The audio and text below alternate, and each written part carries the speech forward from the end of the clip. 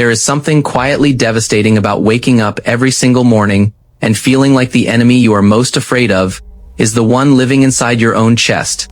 And if you have ever stood in front of a mirror and felt a wave of disgust, a tightening in your throat, a voice that whispered you are not enough, you are too much, you are fundamentally broken in ways that other people simply are not, then I want you to stay right here with me, because what we are about to explore together is not just psychology, it is the hidden architecture of one of the most painful human experiences that almost nobody talks about honestly. And that experience is self-hatred, not the casual kind where you cringe at an embarrassing memory, but the deep, chronic, bone-level kind where you have somehow become convinced that you are the problem. That the world would be slightly better, slightly quieter, slightly more peaceful if you just took up less space. And the reason this topic matters so much, the reason it deserves more than a motivational quote or a simple fix-yourself listicle, is because self-hatred does not announce itself dramatically. It does not arrive wearing a label. Instead, it disguises itself as perfectionism, as humor, as workaholism, as people-pleasing, as the inability to receive a compliment without immediately deflecting it. And you have probably done that. Someone says something kind to you, and your brain instinctively searches for the catch, the lie, the pity behind the words. Because somewhere along the line you learned, not consciously but deeply, that love was conditional, and that you had somehow already failed to meet those conditions. And this is where the psychology becomes genuinely fascinating, because self-hatred is not a personality trait you were born with. It is not a chemical defect. It is not proof that something is cosmically wrong with you. It is a learned response, a survival mechanism, a story that was written for you before you were old enough to pick up the pen yourself, and to understand that fully we have to go back, not to blame anyone necessarily, but to understand the origin. Because the human brain at its most fundamental level is a meaning-making machine. It takes everything that happens to, especially in childhood, and it builds a narrative, a framework for understanding who you are and how the world works. And when a child grows up in an environment where love feels unpredictable, where criticism is constant, where emotional needs are dismissed or punished, the brain does something extraordinary and tragic at the same time. It concludes that the problem must be the child itself. Because the alternative of believing that the caregivers or the environment is unsafe or unreliable, is far too terrifying for a small brain that depends on those very people for survival.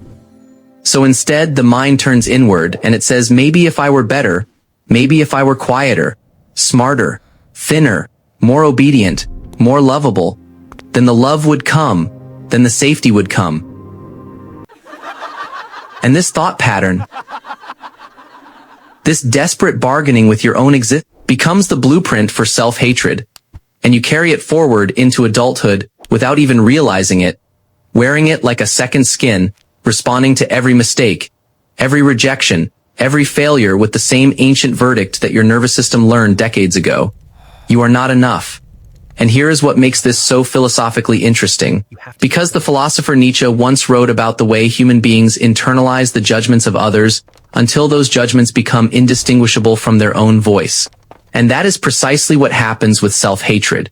The critical parent, the dismissive teacher, the cruel peer, the society that told you your body or your mind or your identity was somehow wrong. All of those voices get absorbed, digitized, and replayed in the intimate theater of your own mind, so that by the time you are an adult, you are not even hearing them as external voices anymore. You hear it as truth. You hear it as your own instinct. And this is why self-hatred is so extraordinarily difficult to challenge, because you are not arguing with a memory. You are arguing with what feels like reality itself. And psychologists have a term for this: internalized self-criticism. And it connects deeply to what Dr. Kristin Neff describes when she talks about the inner critic, that relentless narrator who holds you to standards so impossibly high that failure is not just likely, it is guaranteed. And when you fail, as all human beings inevitably do, the inner critic does not offer perspective. It does not offer growth. It offers punishment. It offers shame. And shame is a very specific and very important emotion to understand here, because shame is not the same as guilt. Guilt says I did something bad. Shame says I am something bad. And that distinction is everything, because guilt is actually functional. Guilt can motivate repair. Guilt can restore relationships. Guilt has a natural endpoint, but shame spirals. Shame feeds on itself. Shame makes you want to hide, to disappear, to perform a version of yourself that might finally be acceptable, while the real you stays locked in a room somewhere quietly starving.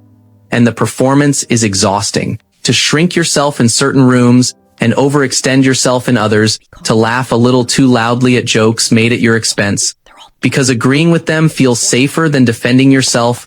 And all of this, every single strategy you have developed to manage the unbearable weight of self-hatred, makes complete and total psychological sense. It is not weakness, it is intelligence, it is your nervous system doing its best with the information it was given. And that reframe matters more than you might realize right now, because one of the cruelest paradoxes of self-hatred is that people who suffer from it often use the existence of their suffering as further evidence against themselves. They say, "I hate myself," and then they hate themselves for hating themselves. They feel shame about their shame. They are embarrassed by their sensitivity. They judge their own inability to just get over it and move on. And this creates what psychologists sometimes describe as a second arrow. The Buddha used this metaphor. The first arrow is the pain that life shoots at you, the loss, the rejection, the failure. The second arrow is the one you shoot at yourself for having been hit by the first. And most people who struggle with self-hatred are experts at the second arrow.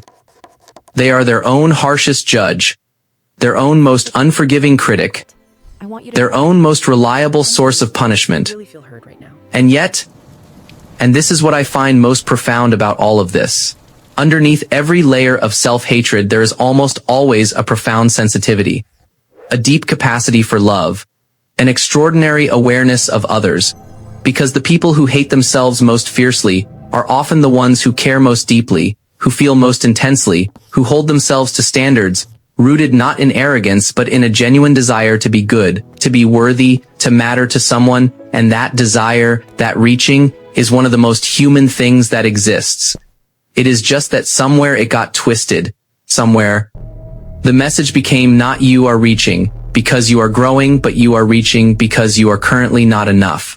And untangling that distinction is some of the most important psychological work a person can ever do. And it does not happen through self-improvement alone. Because self-improvement without self-compassion is just self-hatred wearing a productivity mask. It is the same voice telling you to be better, just with a planner in its hand. And real change, the kind that actually reshapes the nervous system, that actually quiets the inner critic, that actually allows you to receive kindness without flinching. That kind of change happens through a completely different mechanism. It happens through the slow, patient, radical act of witnessing yourself without immediately judging what you see. And this is what self-compassion researchers have been pointing to for decades, not toxic positivity. Not pretending everything is fine, but the willingness to turn toward your own pain with the same gentleness you would offer to someone you genuinely love.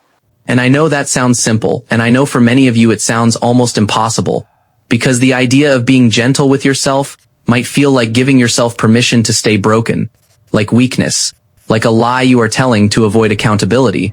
But that is the voice of self-hatred speaking. That is the old architecture defending itself. Because the truth that psychology keeps arriving at again and again is that compassion does not reduce accountability. It actually increases it. People who feel fundamentally worthy of love are more capable of honest self-reflection, more capable of genuine change, more capable of repairing harm they have caused, because they are not doing it from a place of shame, driven terror. They are doing it from a place of genuine care. And that is a completely different neurological and emotional experience. And so if you are sitting with this right now, if something in this video has landed somewhere quiet and recognizable inside you, I want you to consider just one thing, not a homework assignment, not a self-improvement challenge, just a single question to sit with. And the question is this: what would it feel like to be on your own side? Not perfectly, not naively, not without accountability, but genuinely, the way a good friend is on your side, seeing your flaws clearly and choosing to stay anyway. Because that is not a fantasy. That is not something reserved for people who have already earned it through enough suffering or enough achievement or enough years of therapy. It is something that begins the moment you decide, even just for a few seconds, to stop treating yourself like the enemy. And the psychology of self-hatred ultimately points toward this. It is not about fixing yourself because you were never as broken as you believed. It was always about understanding the story that taught you that you were. And then, slowly, carefully, with enormous patience, beginning to write a different one. And if this video resonated with you, if it touched something real, share it with someone who needs to hear it. Because sometimes the most healing thing is simply knowing you are not the only one who has ever felt this way. And you never were.